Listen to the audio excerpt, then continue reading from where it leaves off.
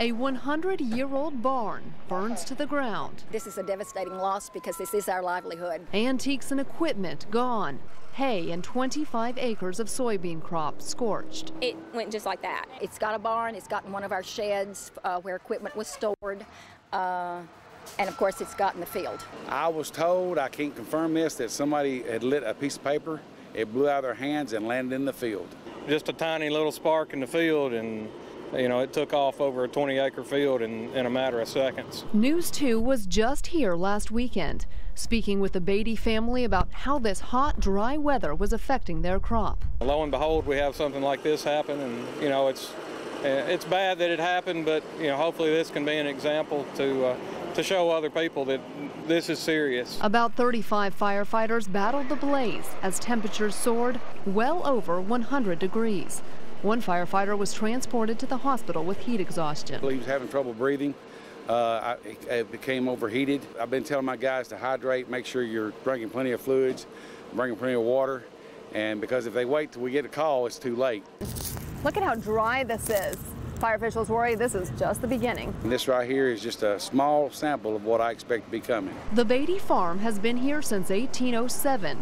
And this won't stop them from surviving another 200 years. You dig in and you stick your heels down and you move on, and it's just another thing. We'll overcome it. In Rutherford County, Lauren Murphy, Nashville's News 2.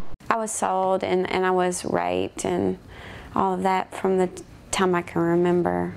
This woman, who now calls herself Hope, endured what few can even imagine. They would urinate on you and say that you're, they mark their territory. You're treated like an animal. You really are. I mean, they would put a dog collar around my neck and lead me around with that, and you're sold like an animal. This at the hands of her own parents, a word Hope isn't at all comfortable with. According to the law, they would be considered my parents. A drive down 2nd Avenue still triggers painful memories, where in back rooms, a handshake and a wad of cash sealed her fate.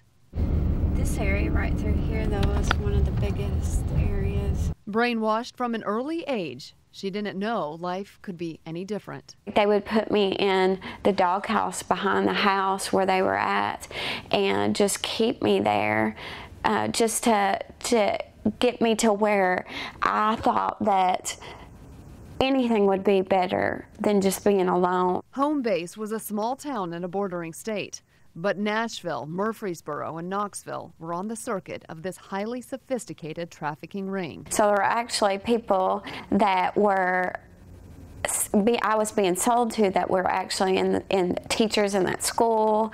There was a police officer that lived next door to us, and he was actually involved. There would be people in the church that were actually people that they would sell me to. Protected by no one, Hope suffered this existence until she was 30. That's when she escaped in the middle of the night. Who are they? Where's this church? What school is this happening?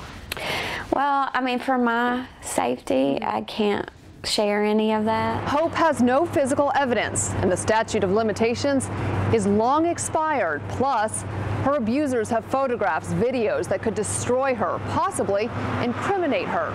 So no one has ever been brought to justice. But true to her new name, Hope believes some good will come from this story. Justice for me would be that people stop putting their head in the sand and believing that America is a place to where slavery doesn't exist. Lauren Murphy, Nashville's News 2. It didn't take too long to catch someone in the act, making a U-turn in Franklin. Turns out he's in good company. I probably have on my neighborhood street. I'd like to say that I've never made a U-turn. I certainly can't recall making a U-turn, but that doesn't mean that I haven't. Fortunately for the chief of police, the city administrator, and myself. Oh, I'm doing it. I am breaking the law here in Franklin. The law is about to change. Just the bottom line is we're trying to create a law that makes sense, is appropriately enforced in targeted intersections, and then otherwise let people make sure they operate under good conditions and make good decisions. The Franklin Police Department proposed changing the city ordinance to allow U-turns except in specified locations where they'll put up signs. Some places are good to do it, some places are not good to do it, and that's just, it seems like a really good thing to me. Look, if it says no U-turn, then I don't do a U-turn there. But if it doesn't say U-turn, no U-turns, then that usually means I'm up for it.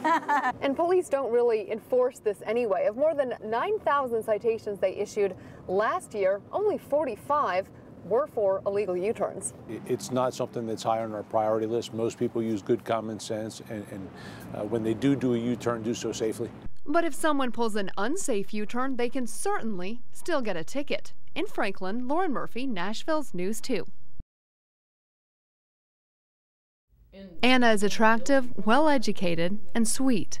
Considering her past, that's nothing short of a miracle. You showed me how to cook crack when I was 7. What kind of mother does that to their child?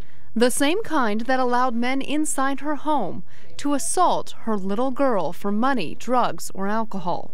Eventually, Anna left, but life with her father was just as bad. He told me if I didn't have my rent money, I couldn't stay there. He charged Anna $900 a month when she was just a teenager, until a group of girls offered what looked like a better life. They had their own apartment.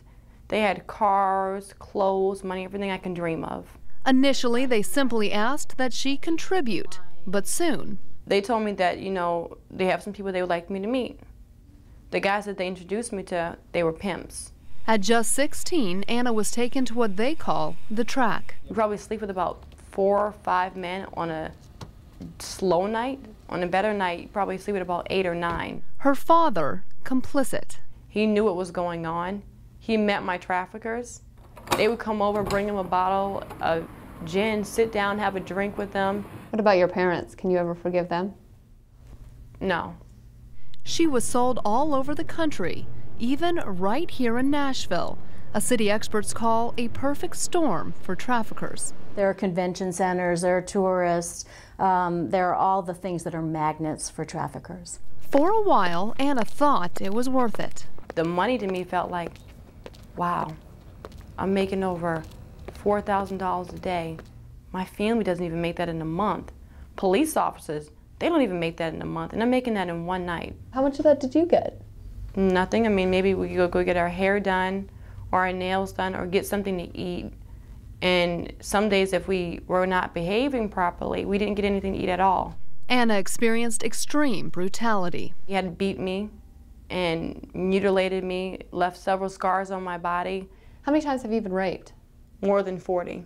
The horrors never seemed to end. After I was done with him, his friend came in, grabbed me, held me down, and raped me while the other one watched and took pictures. Do you think they know what you've been through when they hire you? They don't want to know.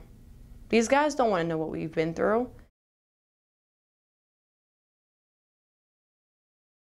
Bought and sold, beaten and raped, Anna finally had enough, and she had a good reason to walk away. I went back and told the pimp that I was working for, please let me go. I'm pregnant. I don't want to be a part of this anymore. I want to leave and turn my life around. He ended up keeping me hostage overnight. Him and his brothers put guns to my head. They hit me in the head with an iron, beat me, raped me, and sodomized me. A friend distracted the pimps and Anna made a run for it, but she didn't get far. The following day, his other girls were sent to find her. They all had my ex-pimp's name tattooed on their neck, stomped my stomach, stomped my face, and they beat me as bad as they could. Anna made it to a police station. She lost her baby right there in the precinct, but found justice. They were able to put these guys behind bars. And by putting them behind bars, that saved my life. The most cruel were sentenced in a federal court to 25 years, but some are already back out on the streets, and according to Anna, trafficking other girls. What kind of person does that to another human being? A sociopath, someone that doesn't feel any pain. For the last few years, Anna has been in hiding far away from the men who brutalized her. But sometimes the past creeps up. When I travel, sometimes I run into old tricks, and they're with their wives and their children. And now when I see them with their children, I get sick to my stomach. It's impossible to count the victims. They're ashamed, scared. Sometimes they don't even know they're victims, but the TBI made an effort to show just how prevalent this is right here in Tennessee. Over a 2-year period, between 1,500 and 4,000 juveniles victimized through this crime. In TBI's study, they found 79% of law enforcement and social services felt unequipped to handle sex trafficking cases. So when we get that to a more palatable number, 10%, 15%, what are the numbers going to look like then? When police, social services, treatment facilities are trained to recognize human trafficking victims. Now they're training agencies all over the state. Tennessee has 7 of the 10 laws recommended by experts to curb sex trafficking. We've gotten things like asset forfeiture, where we can actually take assets from a trafficker.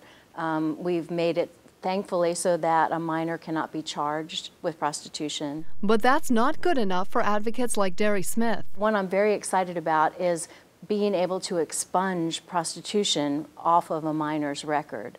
I work with some girls who they were victims as children, and yet they have trouble getting a good job or getting into college because they have prostitution on their record.